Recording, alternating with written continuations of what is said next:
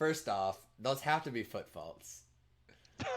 So they're on opposite side of the bracket, but Oh I man. am praying for a Nicola Castro Kevin Jones matchup because we all know Nico likes to call foot faults. Oh So, man. hey guys, welcome to this episode of The Nest, a disc golf podcast where we talk about relevant topics in the disc golf world. I'm your host Mike with my co-host Dan. Dan, how's it going? Hey guys. How's your week been, Dan? Uh, it was a pretty solid week up until this morning. I just got thrown into quarantine. I'm currently going to college, so just following all the regulations they have set up for me. So I will be quarantining for the next 10 days. Exciting stuff. You have more time to practice disc golf though. You can get better. All Maybe you can catch up to me. We right. won't talk about ratings. Don't matter. Ratings don't All matter. right, even though I'm higher rated. All All right, right. no. Okay, let's get into the important stuff. So last week we had GMC in fifth place, Andrew Marweed. We had a tie for third, Andrew Presnell and Paul Macbeth. Second place was Ricky, and taking it down, we doubted him, but he came through. Chris Dickerson. I think he might have listened to us and just decided I to think pop off. so. We were just throwing shade that he's been being a little lackluster this year, and then he decided that he was gonna shred the course pretty much every day he stepped foot on it, and took a win in a very, very dominant fashion. Yeah, I mean everybody was there. It was a great win. He, if I remember right, the first round was solid. I think it was like 1040 or 1050. But then he proceeded to go off second and third round with a 1092 and a 1089. Second highest back to back disc golf pro tour rounds ever. It's tied with a few other people like the average. It was Hmm. only like 1 point behind Simon in 2019 at the Memorial. So fourth round was a little lower, but it was kind of a coast round. Like obviously he wasn't pushing. He Right. had such a big lead. But yeah, huge win for him. Hopefully some momentum in the end of the year. I know one tournament he always is super serious about is USDGC. So maybe give him a little Mm. momentum as that comes closer. Mm-hmm. And then I guess some other notes of the tournament for the men. Ricky Wysocki, kind of not just for this tournament, but as obviously that was the last DGPT event other than the match play. Ricky ended up averaging 1054.89 for all Disc Golf Pro Tour events, which led the whole field. So if we want to talk about most consistent, you definitely have to talk about Ricky. Mm. Um, Kind of getting ahead of myself, I do want to kind of touch some stuff on the tournament. Did you have any takeaways from the event? Any people that stood out at all? Um, Andrew Marweed and Andrew Presnell. I think Andrew Marweed is a player that's showed up on this East Coast swing, and he's just been consistently putting his name up there, which is super solid to see. GMC is definitely a tournament where someone like Andrew Marweed could fall off a little bit, being a Yeah. little lackluster in distance and going out to Fox Run. But he obviously showed he can contend anywhere. And then Andrew Presnell, which is a player that we've known in the past to do a lot of great things, and he just came out and performed this week, which is super solid to see.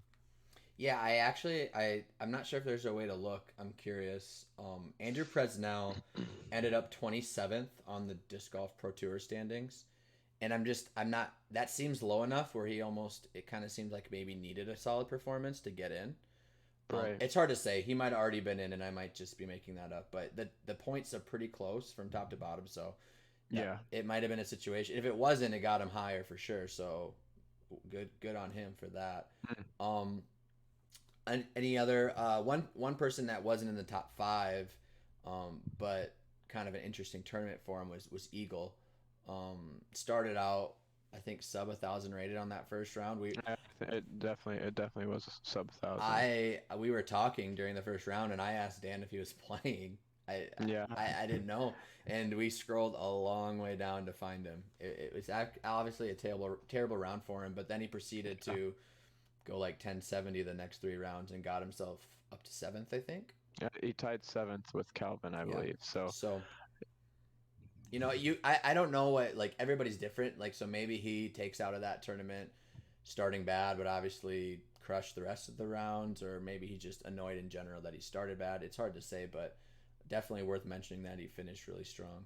Um, And he's typically pretty positive about that sort of thing, so I think he'll take that momentum into this match play event where he kind of struggled that first round, but came out and played another solid round on that course that he struggled the first round. So I think that's super solid and notable. For sure, yeah.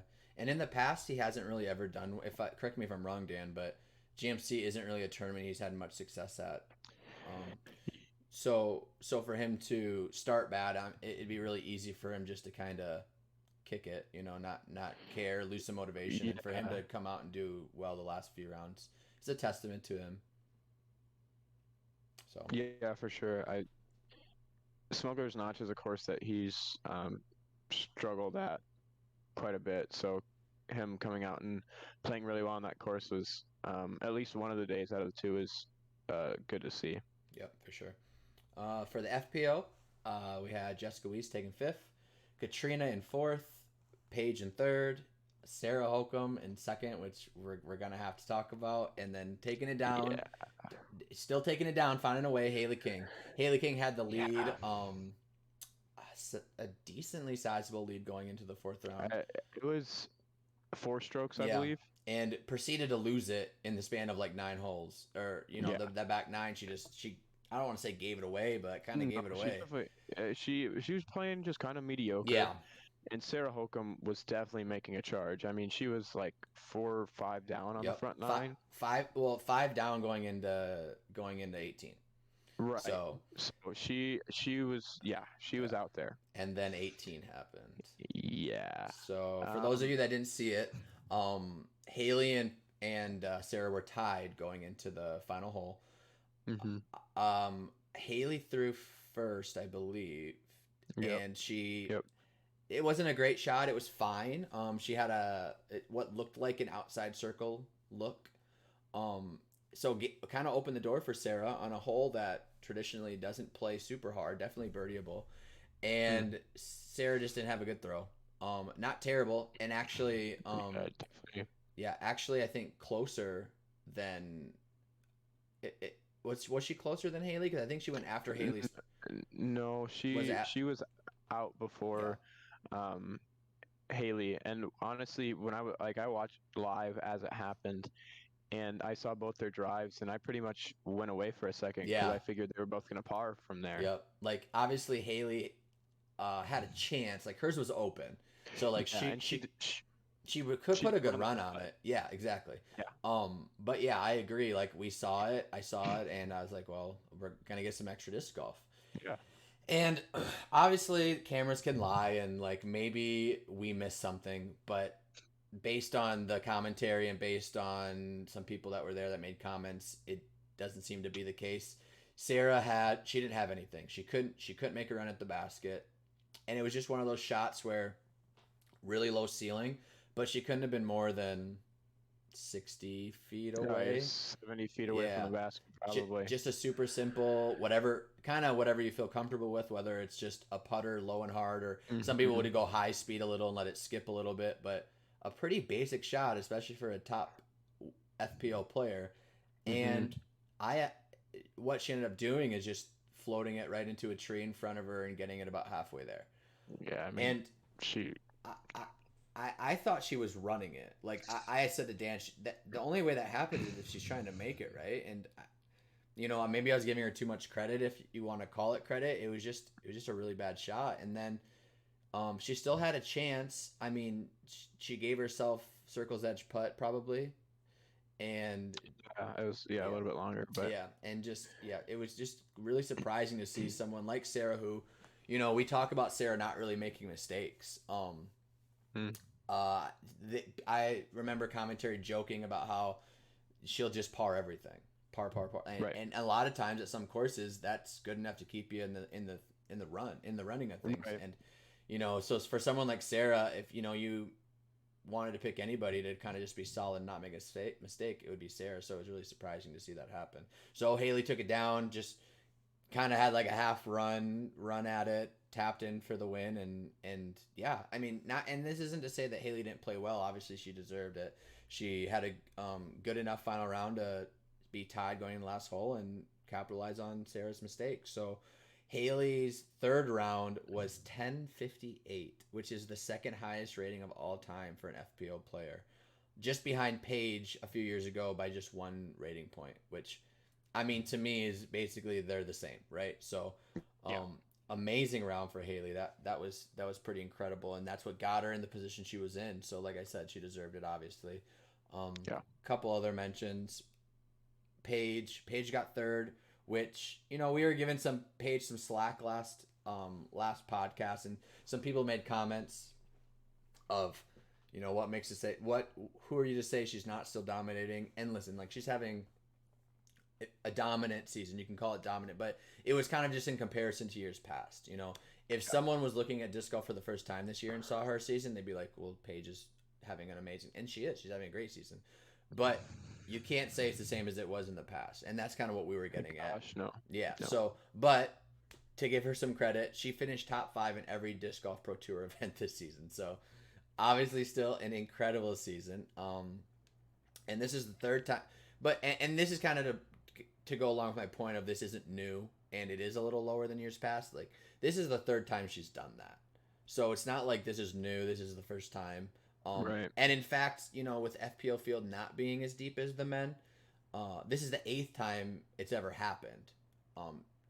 She's done it 3 times, and 5 other times it's happened. So it's not where this is the first time it's happened or anything like that. So, but obviously still a great season. Did you have anything else on the FPO? Yeah, I think Paige, that's just something you grow to expect at this point. Yeah. So, like you said, she's having a great year and she's a phenomenal player. And I don't even think it's an argument at this point, but she's the greatest female player to ever do it. Right. And even as someone like me who loves to see Paige lose, when you're as dominant like that and you're unfortunately playing in a field that isn't super deep at the moment, you expect her to be there every single week, every single round. So. Yeah, no, I agree. I think the FPO game is growing really quickly, especially with the Europeans, and the FPO field just feels like kind of where it was when, I don't remember what year it was, but whenever Ricky and Paul were in a tournament, like, there was a stat where there was a season where if they were in a tournament, one of them won. Yeah. And that's kind of what it feels like right now, but it's a little more spread out. Like, we do see other people winning, but in terms of just dominance for Paige, I do think that's, and then it becomes a question of, is she playing worse or is the field just getting better? A combination, and it's hard to decide that. Question. Yeah, and it kind of does feel like it might be a situation where she could kind of just get away with stuff in the past, whereas now she can't, and so maybe that's just a testament to the field. But either way, great season by her, and the season's not over, obviously, but it's a cool stat. She finished top 5 and everything. So when you got players chucking it into a tree 10 feet in front of them, you can get away with a lot of things. Yeah. Okay. So let's do the top 10 for the UDisc standings. I will go through it. So 10th is Kevin Jones, 9th Andrew Marweed, 8th Kyle Klein, 7th Matty O, 6th Andrew Hammis, 5th Chris Dickerson, moved up 3 spots after his win, 4th Calvin, 3rd Paul, and then the top switched. Ricky's number 1 and Eagle's number 2 now. So Eagle, and the reason that happened, like, obviously we know Ricky did really well in the event, but Ricky's points didn't really go up. It's more of Eagle's going down. Eagle went down 4 points, so from about 55 points down to 50. So that's kind of what happened there. So really not a ton of moving around. Chris moving up, some people kind of flip-flopping, but not a ton to really go over. I guess obviously the main thing is Ricky moving to that 1 spot. So I'll ask you what you think, but my thought is I think it's warranted. I mean, we saw the stat of Ricky averaging the highest over the season, having some good finishes, always up there, being super consistent. But I guess it kind of depends on what you want these stats to be. If you want them to be right now, you could have some arguments, but I think as a season as a whole, I think Ricky deserves that 1 spot. What do you think, Dan? Yeah, I think at the end of the year, when you're kind of closing out on the year, these power rankings, I think it's a little redundant to make it more like a power ranking at the end of the year, where these last few events, where you have USDGC and the Pro Tour finale, where these are our big money getters, and this is where, other than Worlds, and like the European Open and stuff like that. These are the two tournaments that have the highest prestige and the highest market value and highest prize pool. So, um, would I put Ricky over Eagle in terms of these two events coming up? Probably. Eagle, obviously USCGC. That's a course that Eagle can uh, probably beat anyone Yeah. and everyone at any given time. Yeah. But with these upcoming two events, would I probably put Ricky over Eagle? Yeah. So I think um, it's probably good to prepare for those upcoming events and Yeah. organize this accordingly. Yeah, and again, it's tricky because I don't think there's any really opinion involved in these. I think it is just purely the numbers. Yeah. So it's hard to say. And I mean, listen, the top four, it can be whatever it wants to be. I mean, I think uh, what I think all of these guys, it's just a matter. The top four guys is just kind of flip flopping, and it can be whoever. Yeah. I It's agree. yeah, it just is what it is, and like Chris moving up 3 spots after a win, so he passed. It looks like he passed Andrew Hammis, Matteo, and Kyle Klein. Adam. Yeah, yeah, Adam. Sorry. So again, it's kind of that recency bias. It's hard to say. We were kind of saying how Chris wasn't having a great year, and now all of a sudden he's fifth from that win. So it is what it is. Yeah. I personally just I would like if they took this and added some opinion and common sense into it a little bit to have like a final thought. Mm. And maybe that's something they could do in the future, or maybe that's, I know Ultiworld has their own standings and things like that, which maybe we can get into at some point someday. But Yeah. yeah, I think it's fine. And I think, it's one of those things where if Eagle goes and beats Ricky next week, it'll probably switch. So it's so Right. ticky tacky to really Yeah. decide. It just is what it is. And then for the women, we have Lisa Fakis moving up 3 spots to get into the top 10. Heidi Lane in ninth. Missy Gannon in eighth. Sarah Holcomb, Haley King. We got Henna in fifth. Katrina Allen in fourth. Evelina in third. Kristen Tatar in second. And Paige in first. So the top five, no movement. Just kind of some up and down. Missy dropped a couple spots. Really, the only thing notable is Lisa coming up in the 10th spot. So, but kind of the main talking point would be how far down Paige dropped. So last week we mentioned how Paige was like way above everybody. Not the case anymore. So Paige dropped 9.3 points, which puts her just 1 point, 57 to 56 over Kristen. I don't know if Kristen played last week, if she played in an event. I'm guessing by the fact that their points didn't change, Yeah. all of the European players just didn't play, Yeah. which is pretty normal. For sure, yeah. Haley went up 11 points, which only moved her 1 spot, but got her closer to those top five, which is kind of like that barrier. But yeah, Paige in a situation now where it's interesting that Kristen not playing and Paige getting third in an event puts them closer. The FPO, the way it's structured, it seems like if you don't win, you lose points. Because I'm looking at like Paige lost points, Katrina lost 4 points. The only people that gained points on the top 10 are Haley and Sarah, and then obviously Lisa, obviously, for moving up to 10th. But it's kind of interesting how you have to essentially win an event to not move down on these ratings or not play, I guess. So, Right. So I think it could be. So this could be a situation that if Paige doesn't win the next event, if Kristen were to not play, it's going to switch. So it'll be interesting to see. And again, I think we kind of are having the same conversation about the top four in the men with the top three in the women. It could be either way, but Yeah. and maybe Paige looks at this, maybe she doesn't. She probably doesn't care. I don't think it matters that much to her. Right. I would assume not. I was just thinking about how interesting that would be if any of the players, even companies, put any stock into this. Yep. Whereas I know a lot of companies have bonuses for things like these. things like this. Probably not this yet, just because it's so new, and Mm-hmm. I unfortunately don't think there's a whole lot of validity in it Yeah. quite yet. I was just gonna say that, just with it being new, not us not really Yeah, knowing the not validity, but like, I mean, we don't even really know where these numbers come from, and yeah, it's such a new. I mean, on the coverage they're referring to it quite a bit, but with it being this new, like, I hope companies don't put a ton into it, other than I like don't think they an will. overview of, like, obviously it's kind of a good indicator of your season. So, yeah, okay. So, other relevant topics for the week. One thing we should definitely talk about, the Disc Golf Pro Tour finale standings are set. So if we get into the Mm-hmm. men, um, we have Ricky being the highest point getter. Just run down some of the top guys. It went Ricky, Eagle, Calvin, Paul, which coincidentally is our top 4 right now with the UDisc Mm-hmm. ratings. So kind of cool that it worked out that way.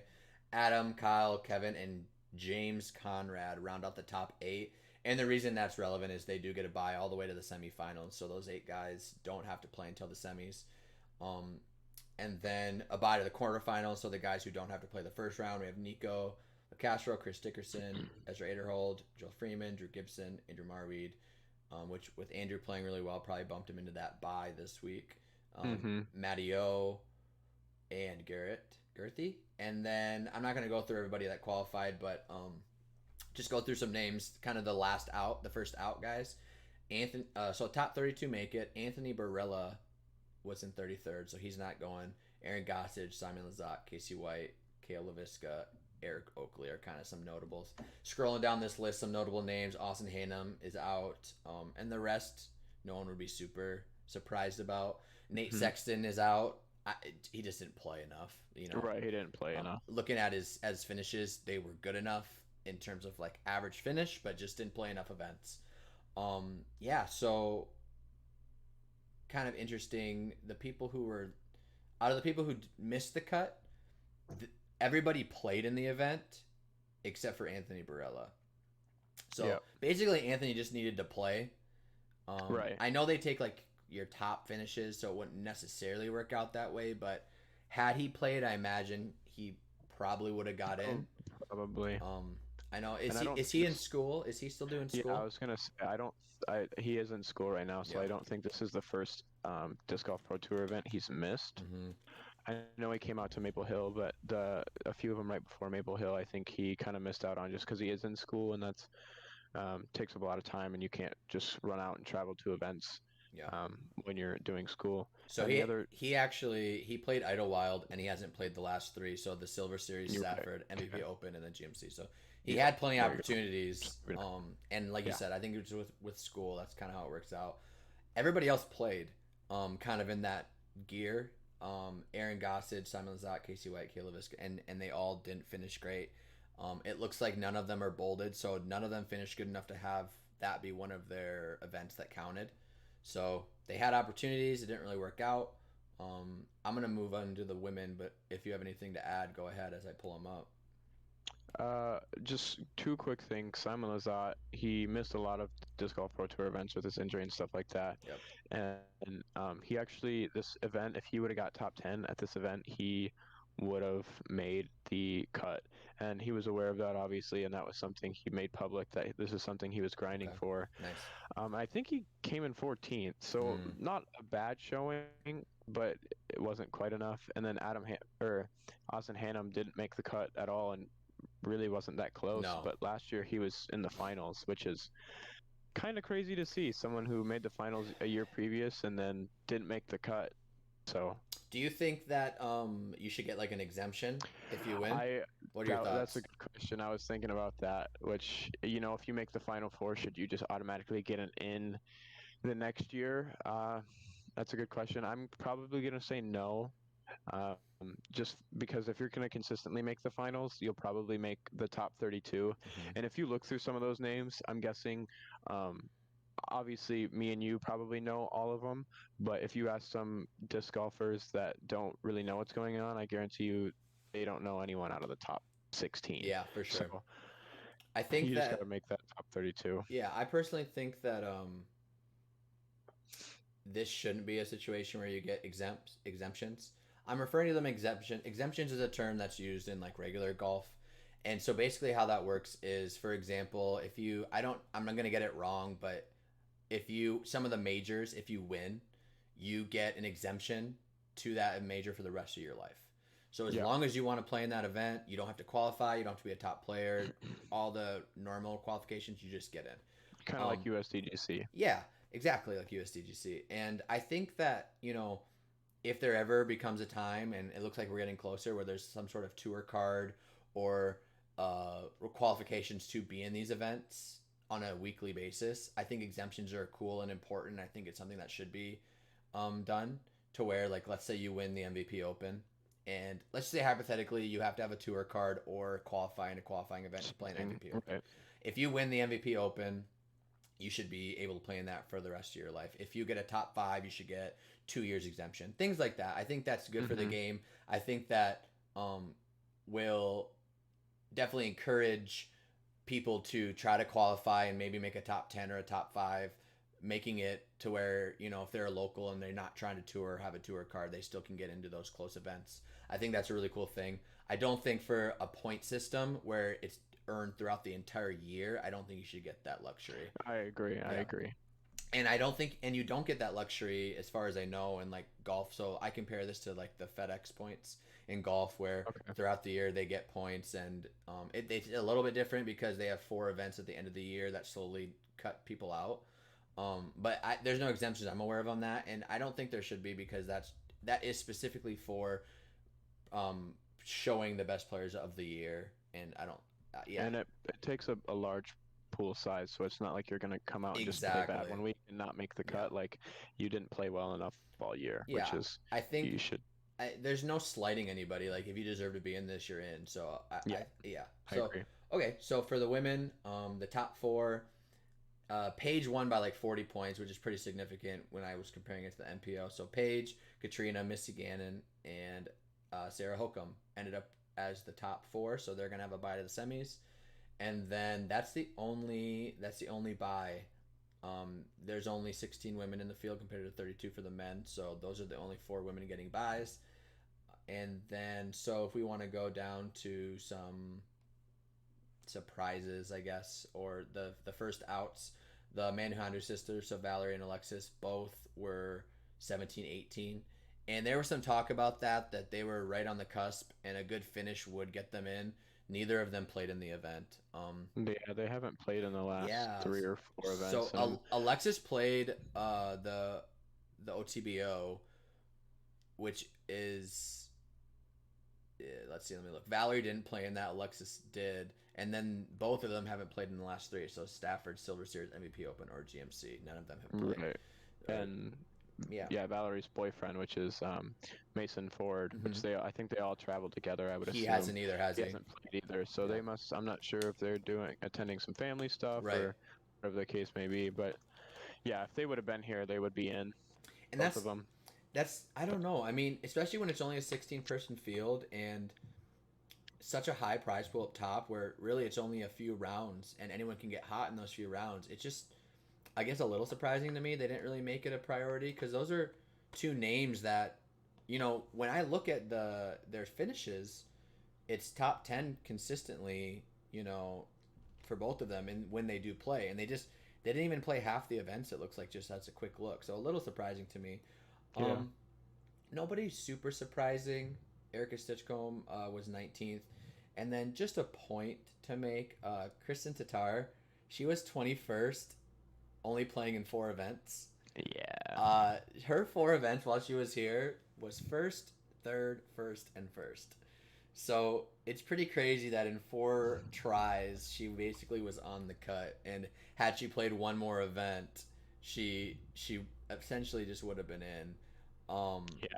Pretty crazy to see that, but So if we want to move forward to, since we're on the topic, why don't we do our predictions for the match play? It's kind of jumping how we normally would go. We'll do our debate topic after, but since we're on the topic, let's go ahead and do our predictions. So I'm gonna pull them up Dan, go ahead and start with yours. We'll just go player to player. Yep, and we both did this separately beforehand, so Yep. we don't We know don't know each what our other's. brackets look like. Could look similar, could not. I don't think they're gonna look similar just because I see Mike's got a big old smile on his face. So we'll see how this goes. So Eagle McMahon versus Colt Montgomery. I got Eagle McMahon, Yeah, me obviously. too. Not much to talk about there. Yeah. Adam Hammis, Ezra Aderhold. I chose Ezra. You chose Ezra. Yeah, match play. Ezra probably I even in actual when it's just stroke play, he has one of the highest birdie percentages, Okay. but also has one of the highest bogey percentages. Okay. So I'm thinking if he comes out and just throws 500-foot bombs at every hole and has a few bogeys, that doesn't matter. And he's one to take eights and nines, so that doesn't matter in match play. So we'll Okay. see. I'm a little impressed. Dan's actually doing some intense research here.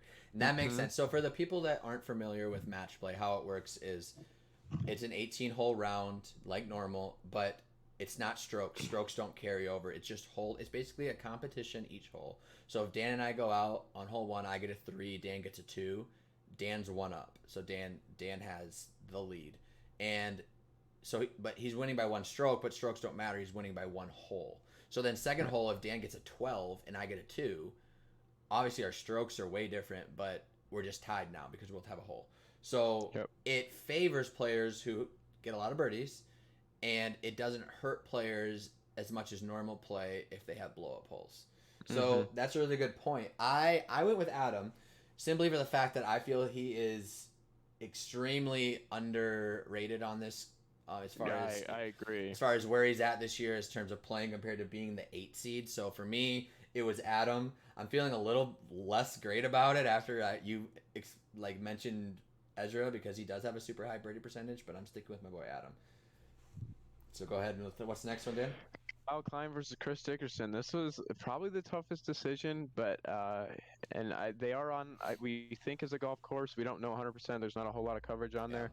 there, but I still went. I went with Chris Dickerson. I mean, he's just shredding this last event. Yeah. So I went with Chris as well. Kind of the same thought process of he's extremely undervalued on this bracket in terms of points. So for me, Chris, he's a gamer. When he comes, he does great. I did a little bit of checking. It seems it's somewhat wooded a little bit for being a golf course, which I think gives the edge to Chris in this matchup. If the more wood, I think the more wood there is, I think Chris is going to do better personally. So I have Chris taking that one. So the next one's Kevin Jones and Double G. yeah, I picked KJ. Let's just pray he stops throwing it into so many trees. That's all I have to say about that. Can we talk about how many times Kevin fell down the last 2 weeks when he's playing? Yeah, I don't know if it's. I know the tee pads were really, really. Yeah, really, but this bad. man was falling down on did you see when he fell on the rocks and then moved the rock? Nice. Yeah. Okay, Kevin, I hope you're okay. So and then we got the bottom of the bracket: Ricky Wysocki and Emerson Keith. I'm guessing you went with KJ on the.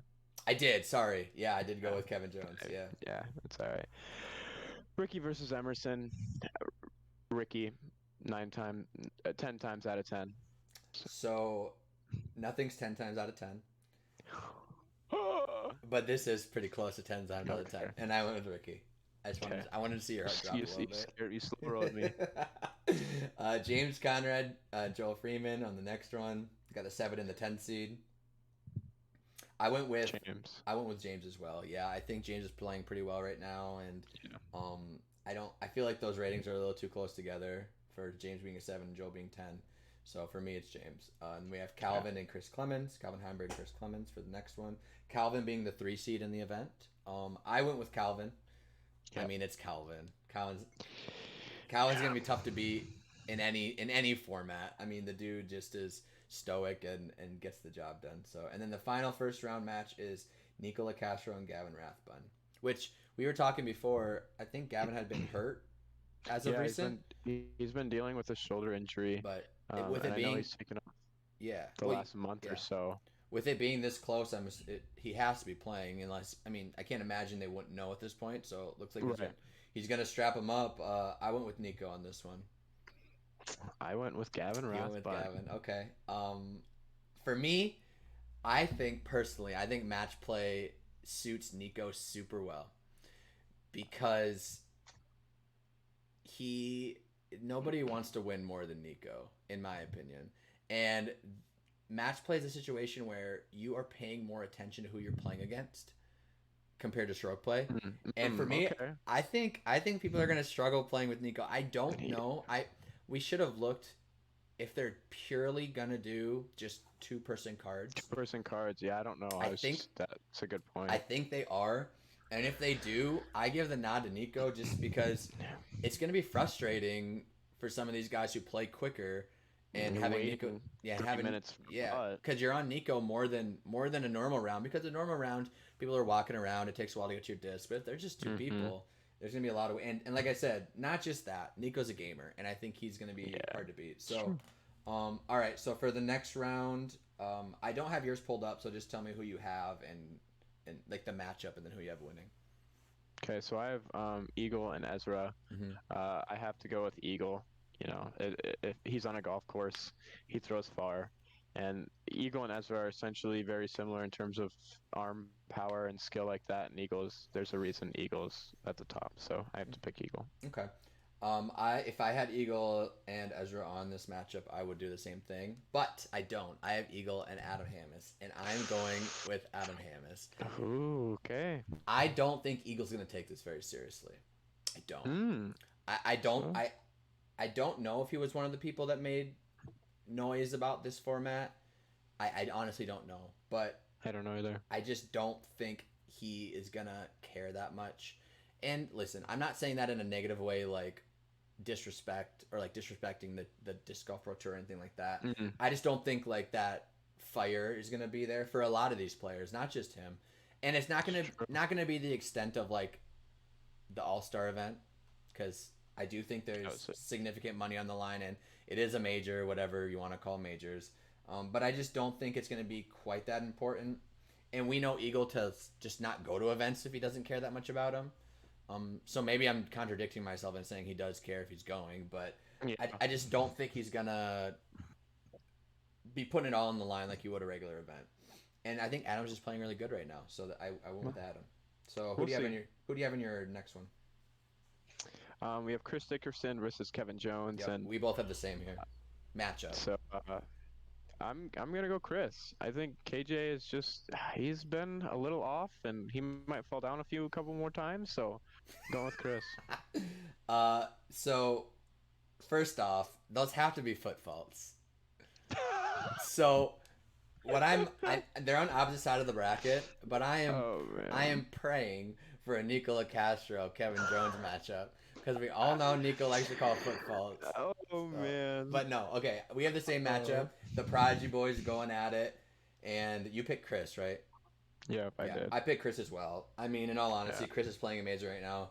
Kevin's lackluster for Kevin. You know, we expect a lot out of Kevin.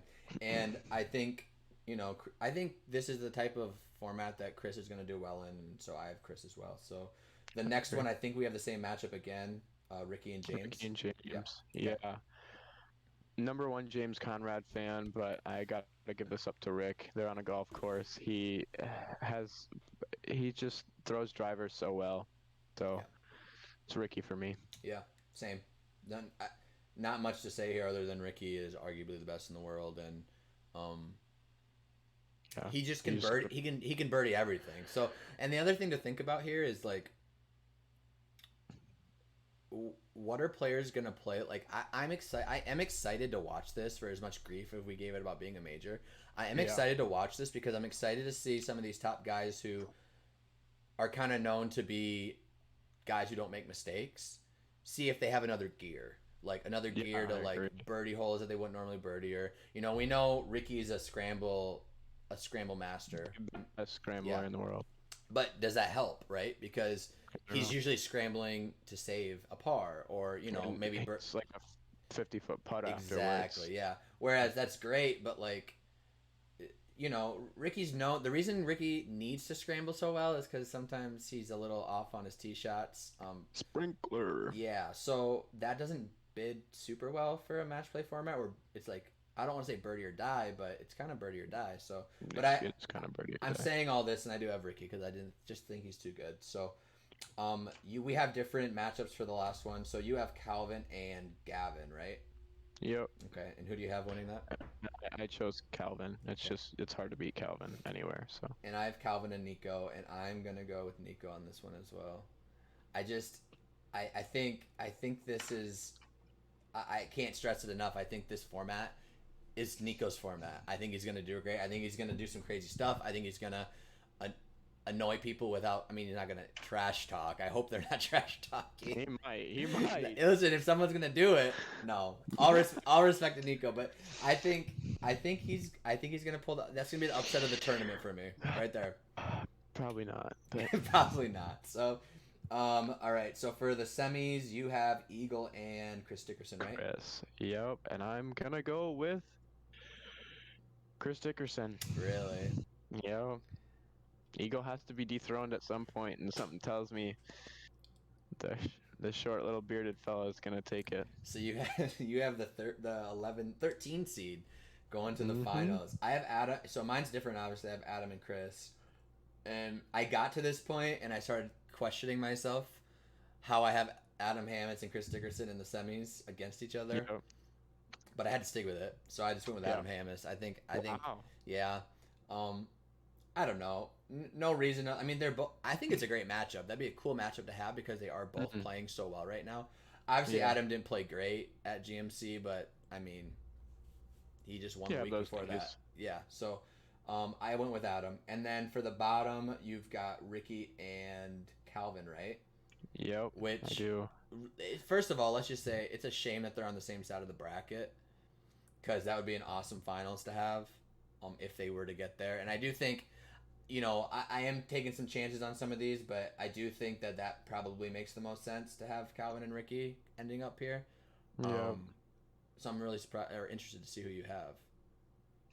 Yeah, I'll be honest. I didn't when I was scrolling through my phone, I didn't see who I had, and I very clearly thought I had Calvin Heimberg, but I actually ended up picking Ricky like 45 minutes ago. So I have Ricky.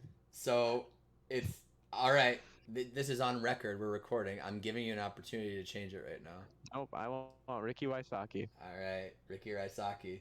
So then for the final, so we both have Ricky in the finals. I have Adam Hammonds versus Ricky, and you have Chris Dickerson versus Ricky.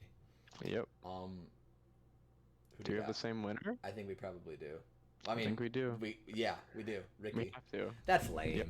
I chose Ricky. I don't know. I think it's cool. We both got there through different paths, but like we said, we didn't talk about this, but I think it's kind of cool. The only thing I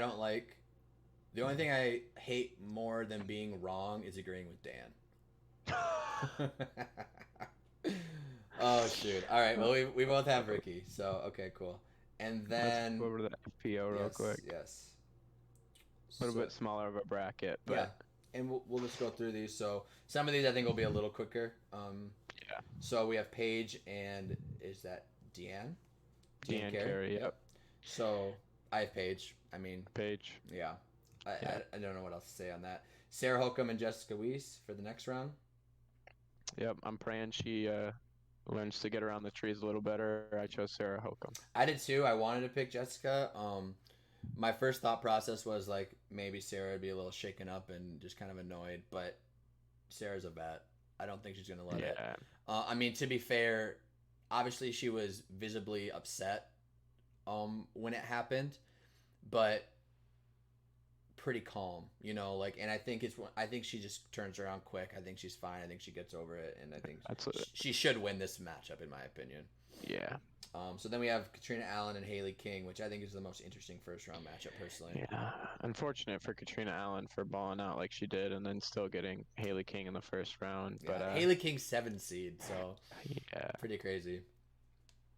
I'll be honest, I have Haley King beating Katrina. Haley King's another one of those, like, she'll go out there and birdie every hole and then finish the last 3 holes with a 9, 10, and 12 and be over par on the day. So yeah, I have Haley winning as well. Just with it being match play, I think putting is going to matter a lot. And I'm a huge Katrina fan, and so it's one of those things where Katrina could not miss a putt at all. And if she doesn't, she wins. She wins. Yeah, but I just, you need a lot of birdies, and Haley gets a lot of birdies. So for This me, is true. yeah, for me it's Haley. And then the last one is Kona Panis and Missy Gannon. I went with Missy. Missy's a solid player, and Kona's been a little shaky this season, Yep, so I went with Missy as well. pretty easy decision for me. I wanted to change it with Kona playing so well last week, 2 weeks ago, however you want to say it. But Yep. yeah, for me it's Missy. So then for our final, so do we have the same thing so far? Paige, Sarah, Haley, Missy. Yep. Yep, we do. Okay, so Paige and Sarah in semis. Yep. I went with Paige. Yeah, me too. Yeah, I mean, you just gotta. Yeah, I mean, we're talking about people who birdie a lot and bogey a lot. I mean, that's Paige, right? When Paige doesn't finish well, it's because she went out of bounds 8 times. So that's not going to have nearly as a negative effect as it would normally. So Right. Paige for me as well. And then we have Haley and Missy on the other side. I went with Haley. Kind of the same I did as reason. I mean, well. it's just a she just birdies. Which gives us the same final, the 1 seed versus the 7 seed, Paige Pierce and Haley King. So who do you have on that one? I went with Paige. Yeah, I did too. Yeah, So we have the same bracket. Dan, we should have figured this out ahead of time for the drama. Yeah, we should have. Let me ask you this, at least for Paige and Haley for the final. Do you expect it to be a close match? Do you expect Paige to run away with it? I think I hope it'll be close. I really, really want it to be close, and especially with those two players that arguably they're the most fun to watch and the most like electric. They can both throw far. They both putt really well when they're on. So Yeah. I think Paige consistency wise is a little bit more consistent than Haley. So I hope Haley either still has some left in the tank when she gets to that final round, or she just comes out and shoots lights out. For sure. Yep. And then so while we're on this topic, we are gonna do a contest / giveaway for anybody that watches or listens. Come to the YouTube. For those of you listening on podcasts, come over to the YouTube Albatross Disc Golf and comment who you think are going to win MPO and FPO. If we have anybody that gets both right, we'll draw from those people. If we don't have anybody that gets both right, we'll take anybody who got one of them right, whether MPO or FPO, put them in a drawing. We'll draw one person, and that person will get an Albatross Disc Golf branded disc that we'll mail to you free of charge. And then we'll also just do another one just for anybody that comments at all. So we'll do one random winner and then one winner from people who get it correct. So make sure to put that in the comments. And good luck. We'll see what happens. I am excited in general for this event just because it's something different. Yeah. So it'll be fun. All right. So getting into the debate topic of the podcast this week, we have, for those of you watching on YouTube, we're going to pull it up on the screen so you can see the picture. Andrew Presnell threw a shot last week, landed on the OB line. Super close call, hard to tell. Dan, give us the overview so people understand kind of what was going on. Yeah, so Andrew Presnell threw the shot off the tee, went OB, and from the picture, as you guys can see, it looks pretty OB. The side that it's mostly in is the out of bounds. So basically, Andrew Presnell, he was pretty much under the understanding that it was out of bounds, but he leaned towards the fact that he just wanted to double check and make sure that if there was any leniency that it was in his favor, which as a player you probably want to get that stroke and not be penalized. And it was posted in the Facebook debate group chat, and Andrew Presnell commented and said, yeah, I basically thought it was out of bounds, but I wanted to make sure. And Zachariah Johnson, another MPO player that a lot of you may know, commented and basically said, no, if you think it's out of bounds, you should say that so we don't have to waste our time, number one. And number two, you don't make it awkward, because there's no point in sitting there debating about it if the player thinks his own disc is out of bounds. So I think that's just an interesting question, and it's a weird dynamic that we have players who are competing against each other basically decide the rules and how they should be treated. So yep, I saw this on, I think we might have saw different posts, but it got brought up a couple times on debate groups on Facebook. And one thing I want to get out of the way is the misunderstanding of what benefit to the player means in the rule book. And we're going to get into a debate in a little bit, but benefit to the player does not mean, wow, that's super close, not sure what the right decision is, let's just give benefit to the player. That's not the rule. So what the rule actually is the group every individual in the group has to make their own decision. So in the example of this, all four players need to make the decision. I think it's in or I think it's out, and that's it. They just make their opinion. They state their opinion, and then if it's tied, if there's no majority, that's when it's benefit to the player or whatever decision or outcome is best for that player. They get that. It's not Mm-hmm. for, oh, I don't want to make a decision, let's just give it to the player. It's when it's tied in terms of voting. So I think what we're going to kind of debate here is kind of a common, like, so basically, what should be happening in these situations? Currently, what's happening is the players vote. What should be happening? I don't know how often this is happening because I hear That's true. top level MPO players saying, I don't know, pretty close. I mean, people they're saying things like, it's too close. You got to give it to him. That's you don't get to make that decision. You say if you think it's in or out, and then if it can't be decided, if there's a tie, and keep in mind that the player who it happened to is one of the votes. So if you have a 4-man card, and Presnell goes, I think it's in. If one other player says I think it's in, it's now in Mm-hmm. because it's tied and it's benefit of the doubt. Which already is kind of a strange rule because you're not even getting majority, not counting yourself, right? And if we're having this conversation, it's probably because you want to be in. So Right. that's already kind of a weird dynamic. But basically, what should be happening here? Should players be in kind of the bigger perspective, bigger picture? Should players be making these decisions at all, or if there's a hard decision to be made, should an official be taking over? So that's what we're going to debate. There's two sides. Players should be making these decisions, or a certified, not certified, an official, not a volunteer, but an official, the TD, something like that. So I just have a random number generator up. So, Dan, I'm gonna say even or odd. If you get it right, you're gonna be on the side of players should decide. Okay. If you get it Okay. wrong, you get officials. So Sweet. odd or even. I'll do odd. Okay, so you were wrong. It was even. So Okay. you're gonna get officials. So Okay. you are on the side of officials should be deciding. I'm on the side that players should be deciding. And for the sake of the argument, this is only for Pro Tour because Sweet. in Right. amateur events, we're not gonna have the means necessary to have people helping with this. Right. And I'll let you go first. So, and we're gonna cut into each other. I'm gonna interrupt you a bunch of make you mad. So, This is gonna be a genuine debate yep, how we would do it if we were just talking. So yep. yeah, with where Disc Golf Pro Tour is at the moment and the top stage, we have the means to pay, and you don't need a person on every hole. You don't need an official on every hole, but you can have 3 or 4 um, people at the event, and we probably already have these people with the TDs and people there that know what's going on, know the rules, and could be deemed an official. We probably have enough people right now, or we have 3 or 4 people that you can call them and say, "Hey, I'm on hole 4. We have this question. Andrew Presnell's disc is almost like we think it's out of bounds, but we're not sure. We need an official." Where any close call like that, they call in and say, "Hey, I need an official. Come down here." They can't come look and they say, "Hey, this disc is either A, out of bounds, go to the drop zone, or B, no, this is inbounds, take your lie." And you don't have players who are competing against each other for thousands and thousands of dollars making decisions that and Nico's number one option where you see him come out and say no, like that's out of bounds, like it's not even close, why are we even talking about it? And that makes every single person uncomfortable. Like Well, it's not a fun environment to be there.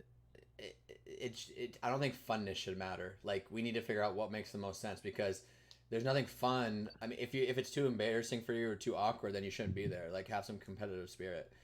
I, I Go ahead. Keep going. Keep going. Keep going. Oh, I just imagine if at NFL they threw a pass down the field and the wide receiver and defensive back sat there and talked back and forth whether they thought it was pass interference or not. Like that's just absurd. It, And obviously, there's different etiquette in disc golf and in golf too, where it's a little bit more of a gentleman's sport, if you will, where there's a little bit more competitive integrity, and you hope that they make the right decision. But if I'm paying, I put myself in that situation where thousands of dollars, it can get really and not just not enjoyable, because it's not just about being fun, but having someone that can come in that we put faith in to come make these decisions. So as two competitors, we don't have to sit there and make the decision by ourselves. And obviously, it's not two; it's typically four. But a lot of times, you have players that sit back and go, "Oh, well, I wasn't watching," which is number one against the rules, but number two, that's just one less person that you have to make that call, and that's not how it should not be up to the players to make decisions like that. So in a perfect world, I agree. I'm a big fan in baseball of the automatic strike zone, or like No. it's just automatic. There's no No. umpire making decision because umpires why because umpires are biased, okay, and it causes issues. They don't.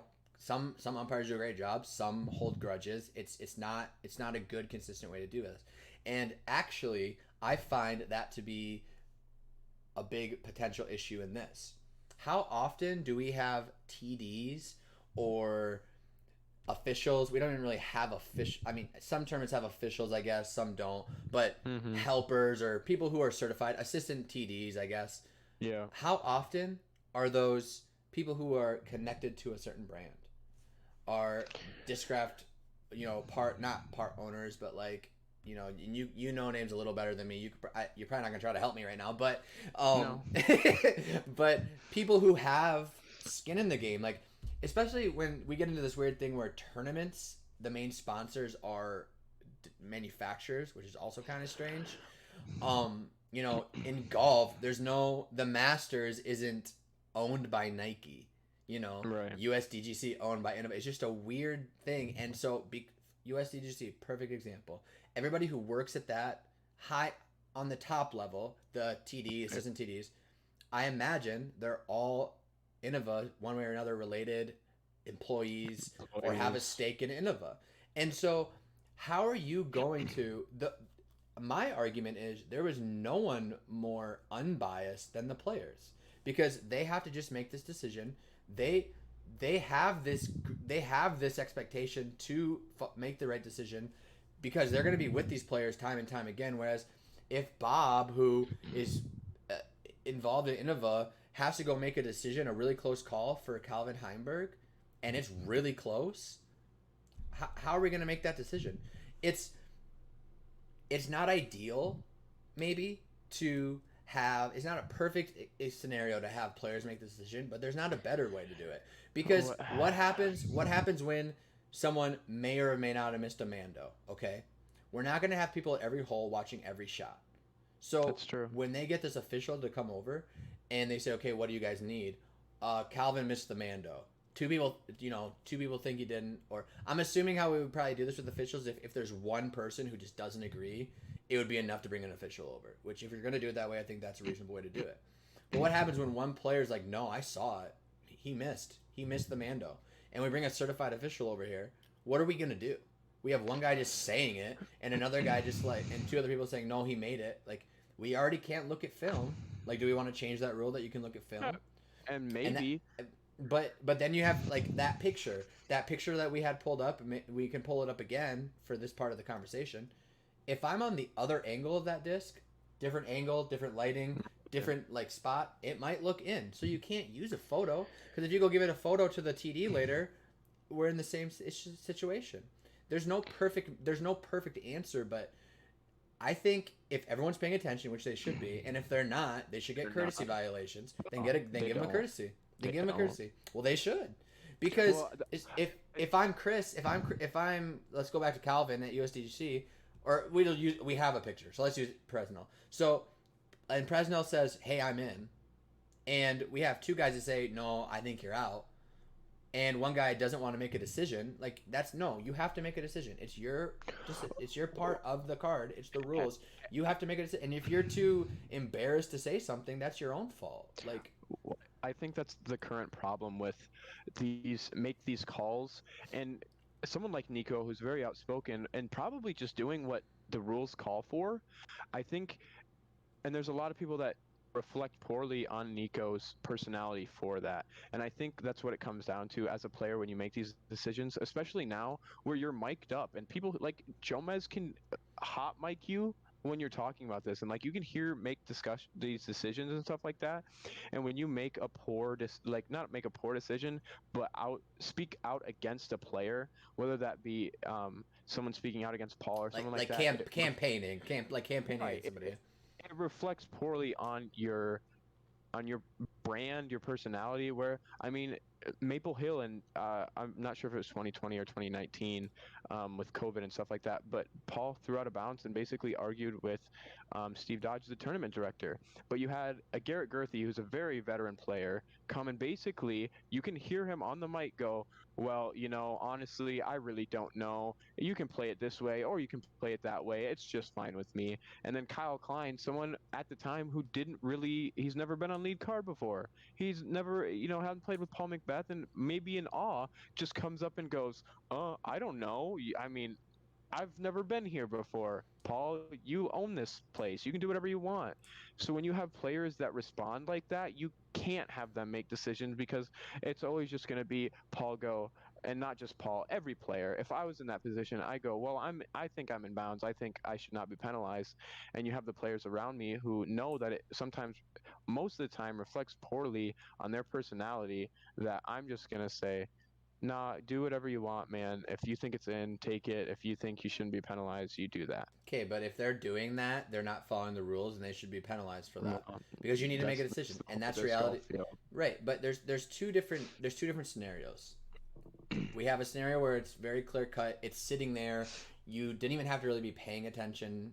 Like you can just look and make a decision, like this OB decision. Okay, so there's other decisions where you either missed it or like it's an interpretation of like did you see it or it's an interpretation of the rules. And if that's interpretation of the rules, that's completely different. Like I don't give any validity to what you just gave about Paul because that's just a situation of no one knowing the rules and and the TD not doing the map correctly, not doing the OB correctly. That's different in my opinion because Paul gave his point.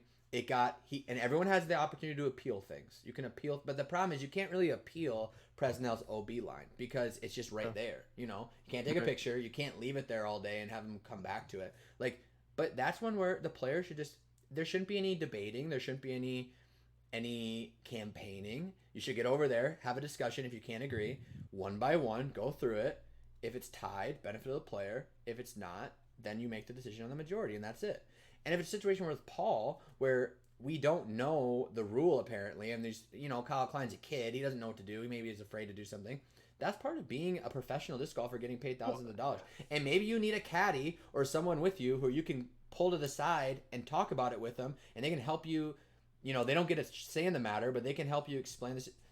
They all, to play in these events, have to be certified tournament officials. So they all should know the rules. And if they don't, that's their fault. Well, the Paul Macbeth thing, the rule was clear. It was stated, and Paul just flat out disagreed with it. No, if you're talking about because Steve Dodge came over and said, "Hey, this is the rule. This is where it defines the line." And Paul goes, "Well, yeah, but they dumb. They didn't define the line. Though. That's the problem. So it was on the T sign, but not in the caddy book, or there was discrepancies. And there was discrepancies, but Steve Dodge came over and told him the rule, okay. and Paul was like, "No, that's dumb." And literally every other and legitimately that's what happened. And all the other players, after Steve Dodge told him. All told him the rules. They all knew the rules. None of them were like, "Yeah, you should follow the rules." They're like, "Nah, Paul, whatever you want to do. I really don't care." I mean, so Paul played both. He played a provision. That's a super unique instance. It is, but I think that is very telling of what it looks like to call rules. And I mean, even in the amateur side, you've been there. You've been in those discussions where we all sit there and look at each other and go, "Well, I don't know. What do you think, person who threw the shot?" And they go, "Well, I think it's inbounds." And then everyone goes, "Yep, inbounds," because that's how it's working currently. And if you want to go and run a disc golf rules seminar at these pro tours to teach them how it should be working, that'd be awesome. But that's not what's happening. And without someone and obviously there are times where if you didn't have an official see someone throw the shot and they miss the mando, it's not the official's call. But there are some times where I think you should call. But you can't go, but you have to be one or the other, right? We can't have a rule where, because there's always gonna be instances where how do you then decide if an official makes the decision or not make the decision? So for me, that means we can't do it at all. if we can't decide certain No, rules, let's put 18 officials out there. that's not real. That's not realistic. And what It happens? could be. And what happens when the official's not in a spot to make the decision?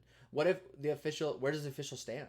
Do you Well, need it? let's start using instant replays. I'm just saying there's a Are we better. gonna There have has to video be. on every single card? How are we gonna We do that? could. We could. can't. Could have We everyone can't. record it like the bonus hole, okay? There are better ways than putting people in positions where they have to directly oppose the people they're competing against with thousands of dollars on the line. And then not only do they have to do that, but then this is broadcasted to the world where it's reflective of their of their brand as their personality. If I'm Garrett Gerthy and I own Double G Jerky, there is no way I'm ever telling someone that they're out of bounds if it's that close. I'm like, nah, man, do whatever you want. Hey, go buy my jerky. Listen, his jerky's spicy. He should be spicy. He No, should be making these decisions because he's a player. Nicest human being in the world. My final thought is I just don't think there's a consistent way to expect someone, even if there's someone there, if we have 18 people, where are they going to stand? Well, perfect example. If there's a disc that is out of bounds and we don't know if it came in bounds or not, right? If the players didn't see it, where do you want the official standing? Like, and if you have him standing where he can see that, what happens when Nico calls a foot fault? Because now he didn't see the foot fault. So do we need Do we need 2 officials at every hole? Do we need 4 officials at every hole? It doesn't matter because Nico will call the foot fault, and then everyone behind him will say, "Oh, I wasn't watching," so, or I didn't see it, or I'm not going to call it. So it's irrelevant, honestly. I think, and I don't we both were put on a side to debate this, and I'd be curious to hear our real thoughts, and not our real thoughts, but maybe where we think, just boiling down what we actually would side with. But I, in a perfect world, not even in a perfect world, I just think there should be a better way to decide than players that are competing against each other to decide for each other. I just think the problem with that is you can't I just don't think there's a better alternative because if for this reason, and I think there's a scapegoat here where if a player feels like they've been slighted in a situation where, you know, they think a rule was made incorrectly made, or and maybe there's a really unique rule. I'm the only person that knows it. My group doesn't know it, and they don't agree with me. Okay, I get the decision to throw a provisional. Which, by the way, Presnell, I don't know if the other guy was suggesting he shouldn't be throwing a provisional or not, or if you're just saying he shouldn't even have the conversation. But always throw a provisional. Always throw a provisional. Yeah. You have that right. And so many times people have been burned by it. Kyle Klein just either this week or the week before. Yeah. MVP. Throw a provisional. Didn't call it. But if you feel like you've been slighted, you already have in the rules to appeal and talk to a TD afterwards. We have that protection to where if it's wrong or if people are too afraid to make the right call, we have that opportunity. But in things like OB and things like that, there's 4 people who are very clearly able to see and make a real decision. We don't need to add another person and have them be the one person that makes the decision. Like, if everybody's aware of what OB is, they can all see it. They all need to make a decision. That's what I think. I agree with that, but we don't have enough people that are willing to strap down and make that decision and be outspoken about it. Yeah. Even if they're in the minority. So. Yeah. I mean, you're mentioning what we actually think. I think you are on the side you actually think, and Probably. I would tend to be on that side too. I do think that there are a couple things that would make it hard. Right. I agree. Anytime you have people making decisions for thousands of dollars, and soon might be more, tens of thousands, eventually maybe hundreds of thousands. You can't really have someone in the moment really making that decision, I don't think. But I think it is a hard thing to figure out the right way to do things like that. So it is a good topic, and it's hard to decide what the right way to do it is. I agree. Yeah. So all right. Dan, did you have anything else you wanted to add before we kick it off? No, I think we did a stellar job on that debate. I was right, obviously, so we can just leave it at that. Sure. So we already talked about the match play. Like we said, it is this weekend coming up. There was an event there last year. It was a B tier, but it was kind of a big B tier because Simon was there. Simon Lazat. He actually took it down. It is on a golf course, it appears. Like I said, we already went through. We don't need to really go through much of it. We already gave our picks to win. We both think Ricky's going to take it down. Dan, do you have anything you want to add to that, or? No, I think it'll be fun to watch and see how it plays out. I know a lot of the fans have an opinion on it, and I know a lot of the players have an opinion on it. So, um, obviously our opinions are one thing, but to see how it plays out, and I hope it'll be fun to watch. I think Yeah. it'll be fun to watch. So at least I'll be tuning in and watching, and of course I'll be quarantined, so I'll have nothing better to do than watch some disc golf. So I really hope that they play just 2-man cards. I think that will make it incredible. I think that'll make each card have its own unique vibe to it. That would also add some issues for probably coverage. I don't really know exactly. yeah, So that's going to be interesting to watch, and we'll definitely have some takes on that next week, I'm sure. But yeah, I think that's all we got this week. So, guys, remember to comment who you think is going to win MPO and FPO of this week. Get a chance to win a disc. Thanks for tuning in. Support the page. Like, subscribe. Thanks, everybody. Peace. appreciate you guys.